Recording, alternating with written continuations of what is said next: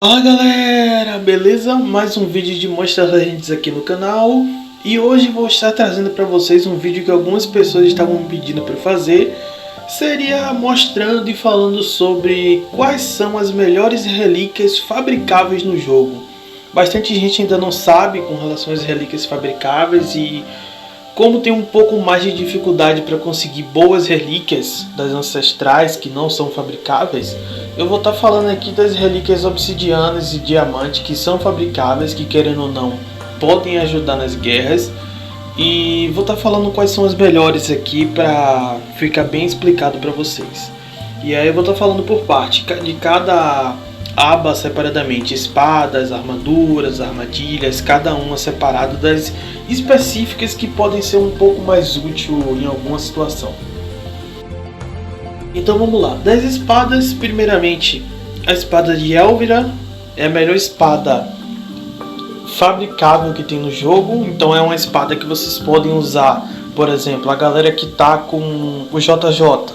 Acabou de conseguir o JJ, não tem a espada da Patrulha Electra, que é a ideal para ele. Aí pode ficar usando essa daqui, porque pelo menos ela dá um certo dano de luz e aí comba com a fraqueza, a luz dele, mas não só nele, dá pra você usar em outros monstros também. É a espada fabricável que você vai conseguir usar com mais facilidade, vai te dar um maior retorno. A espada de Laser Beam é uma espada que é mais para caça, mas que é interessante você fabricar e ter. Pelo menos duas delas é bom você ter, porque se o Striker do caça tiver duas espadas de relíquia, você já tem duas guardadas. Então essa daqui é mais para caça. Não invente de usar essa em guerra, porque não é a mesma coisa. Aumenta um pouquinho do dano, mas para guerra não vai fazer tanta diferença com relação ao caça. Máscara nós temos três. A máscara de Tetsumen, que depois de você causar dano, se o alvo tiver com resistência acima de 50%, você vai tirar a resistência. E também você recupera a resistência no começo da rodada se você tiver sem resistência, né, abaixo de 50%. É interessante para tanto você remover a resistência dos adversários, quanto você recuperar a sua resistência. Tem também a armadura, a máscara de Torvax, que você recupera a resistência se qualquer aliado tiver resistência inferior a 50%. E dando dano você consegue causar um pouquinho de dano de travão e aplicar a tortura de maldição. É boa para você recuperar a resistência, dar um pouquinho a mais de dano e aplicar uma tortura. E tem também a máscara de Baltazar, que é uma máscara mais especificamente para você usar em algumas situações de caça-recompensa, mais especificamente para buffar o dano de um Striker. Por exemplo, o Striker tem relíquias de espada e máscara, e você vai usar essa máscara aqui só para ele ficar com um dano um pouquinho maior e causar mais dano no caça. Muito mais só nessa situação mesmo. Aqui das essências a gente tem a essência de Shadowinha, que seria uma das principais essências do jogo, é obrigatório você ter. E é interessante até se conseguir fabricar mais de uma, né? Ter pelo menos umas 3, porque tem vários monstros que pode acontecer de você usar ela, para não ter que ficar trocando o tempo todo. Então, uma das melhores essências do jogo, recomendo, se não tiver aí, fabricar ela logo, porque é a essência que ajuda e salva muito em várias situações.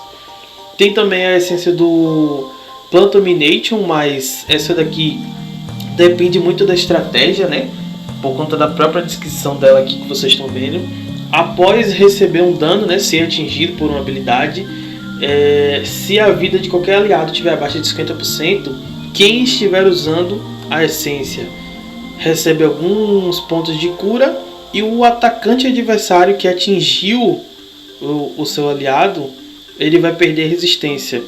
E outra coisa também, quando a rodada começa, se a vida do seu monstro que estiver usando a essência estiver acima de 50%, ele vai causar um pouco de dano de trovão.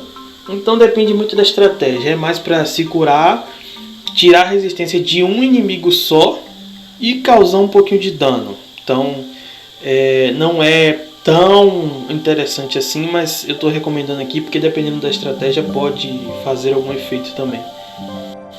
Amuleto de Antlerion é um dos amuletos principais para você usar em guerra, salva muito, principalmente por conta da cura e do escudo pirofóbico que ele aplica, né? Então todos os seus aliados eles ficam com o escudo pirofóbico e aí só recebem dano de fogo. É interessante para resistir na batalha, né? E ele também, ao receber habilidades, ele recupera a resistência. E não só dele, de todos os aliados, né? É bom para você tanto recuperar a resistência quanto resistir um pouquinho com a cura, e o escudo pirofóbico ajuda muito para salvar nas guerras. Amuleto de Pangoliath depende um pouquinho da estratégia. Depois de causar dano com habilidade, se a vida do portador estiver acima de 50%, remove resistência dos inimigos danificados. Então é interessante para você tirar resistência e também para você se curar um pouco se sua vida estiver abaixo de 50%. Mas para resistir na batalha com a cura e retirar a resistência dos adversários. Amuleto de Taine, um ótimo amuleto diamante, dá para vocês fabricarem também. Um amuleto que é muito bem para vocês recuperarem a resistência. E tem a outra função dele, que depois de causar dano com habilidade, se a vida do alvo estiver acima de 50%, causa um pouquinho de dano de natureza aos inimigos que receberem dano. Então é muito mais para vocês recuperarem a resistência e darem um pouquinho de dano. Mas eu recomendo vocês terem ele também, porque às vezes vocês ciclam a questão do uso dos amuletos. Vocês podem usar esse, podem usar o amuleto de Antlerian, fica meio que intercalando entre os dois, que são bem usados.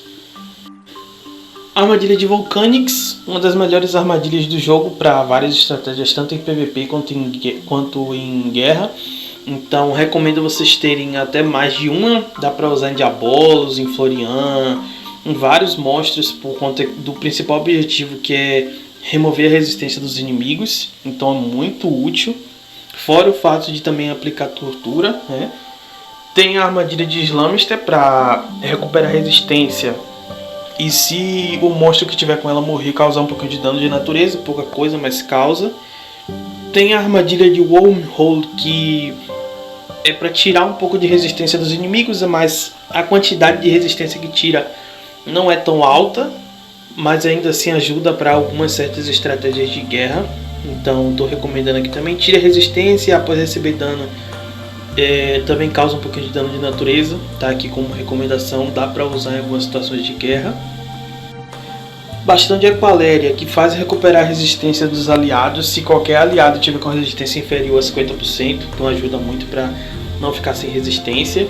E se por acaso tiver algum monstro na sua equipe que reviva os aliados, revivendo, quando ressuscitado esse monstro aqui, um monstro que estiver usando o bastão, ele vai ganhar um aumento de força. Não só ele, mas também todos os aliados, né? Então é interessante para também aumentar um pouco o dano do seu striker que estiver em batalha, caso o monstro que estiver usando o bastão morra e seja ressuscitado. Tem o bastão de Murk, que recupera resistência e também causa dano de água e aplica pesadelo depois que ele atinge o adversário, causando algum dano. E tem o bastão de Pump Set, que também é um bastão que você pode usar muito defensivamente, principalmente de estratégia de guerra, de tipo assim, você meio que montar uma bela defesa lá e o monstro com esse bastão para retirar literalmente a resistência do adversário, fazer com que ele perca a resistência e aí evite ele de ficar te atacando, né? Sabendo usar pode ajudar muito esse bastão aqui também. Esse bastão aqui, o bastão de Masher, quando a rodada começa, se a resistência do portador estiver abaixo de 50%, ele concede resistência aos aliados e também remove resistência de todos os inimigos. Então é muito interessante, porque se removerem a sua resistência e você estiver usando esse bastão, você vai tanto recuperar resistência quanto remover resistência dos adversários. E principalmente se o monstro que estiver usando esse bastão ele aplica controle, se o inimigo estiver sob controle, ele também vai causar um pouquinho de dano de terra. Então ele dá resistência, ele tira resistência e também causa um pouco de dano. E como uma última menção aqui, a gente tem o bastão de Sigurd, mas depende um pouquinho da estratégia, né? Que depois de causar dano, você vai remover resistência dos adversários atingidos e também vai recuperar resistência. Então ao mesmo tempo que você tira a resistência do adversário, você recupera. E se a vida de um inimigo estiver abaixo de 50%, você também causa um pouquinho de dano de magia. A armadura do Vadamalta é boa para você estar se curando um pouquinho. Só que a questão é que tem que esperar chegar a rodada do monstro para ele se curar, né? Então pode ser que ele morra antes disso, mas está aqui como menção porque além desse benefício de cura, tem também o benefício de que se ele receber dano, ele devolve dano de fogo e aplicando queimadura, né?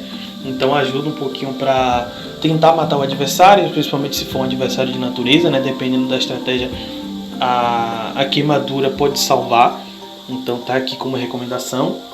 Tem a armadura de Kilarok, que é a principal armadilha obsidiana, porque ela recupera a resistência, e se você for atingido e sua vida estiver abaixo de 50%, você também é curado e você remove resistência.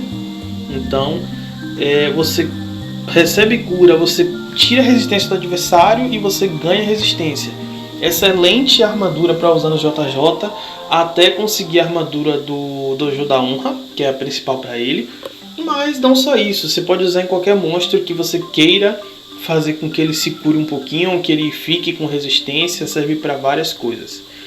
Tem a armadura de Tétis, que é muito útil defensivamente para literalmente seu monstro receber qualquer ataque, qualquer dano, ele já ir tirando resistência do adversário, então ajuda muito defensivamente. A gente tem aqui a armadura de Turtlerion, que depois de você receber dano de uma habilidade, se a vida do portador estiver acima de 50%, concede uma armadura e causa um pouco de dano. Então, se o dano que você receber não for tão alto e você não perder metade da vida, você vai receber um pouco de armadura e causar um pouco de dano no adversário. E se por acaso você morrer, você vai aplicar um pouco de dano de magia no adversário também.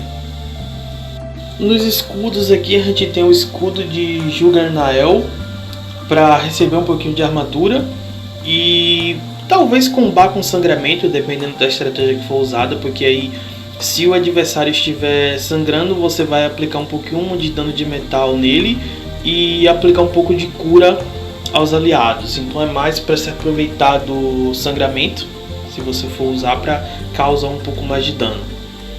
Tem o escudo de Mermaid Spear Band, que é um escudo interessante porque se o monstro que estiver usando receber uma habilidade, ele vai causar dano de água e ele vai aplicar fraqueza à água a todos os inimigos.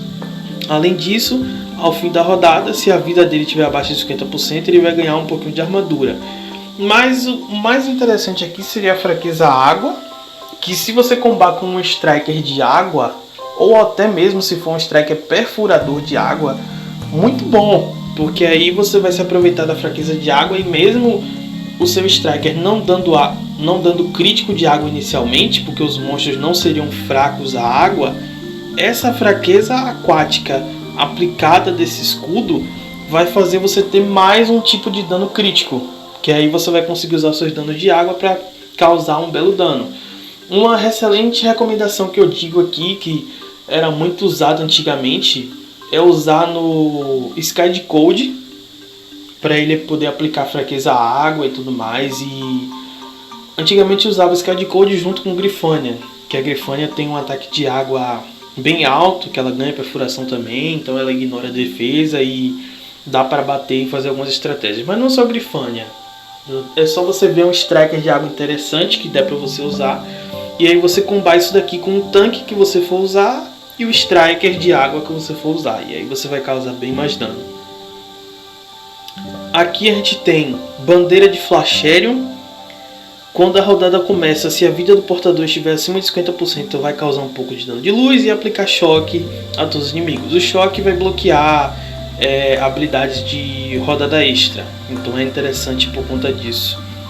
E recebendo habilidades, se sua vida estiver abaixo de 50%, você vai causar um pouco de dano de trovão e receber um pouco de cura.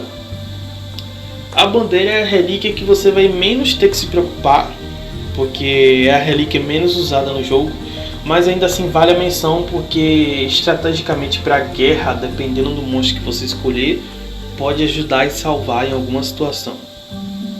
Tem também a bandeira de Alarorc, que no início da rodada concede cura aos aliados se qualquer um deles estiver com a vida abaixo de 50%, e também aumenta a vida máxima dos aliados por uma rodada, interessante para resistir em batalha. Bandeira de Jackpack, Quando a rodada começa, se houver um aliado de trovão na batalha, aumenta o poder do alvo e causa um pouco de dano de trovão aos inimigos. E no início da batalha aumenta os pontos de resistência máxima de todos os aliados. Tudo bem, esse aumento de ponto de resistência máxima, ele comba muito para monstros que tem um rodada extra, né? Que demore muito para ele parar de atacar, principalmente se ele tiver relíquia de recuperar resistência. E ajuda também com relação a se o monstro for principalmente de trovão, que ele vai ter esse pequeno buff de dano da primeira ativação da relíquia. E para finalizar, a gente tem a bandeira de Royal Magus, que quando a rodada começa, se a resistência de qualquer aliado estiver abaixo de 25%, ele dá 37 pontos de resistência a todos os aliados e aumenta a força de todos os aliados. Então é uma bandeira interessante que, além de recuperar a resistência, aumenta o poder, a força, o dano que seus monstros vão causar.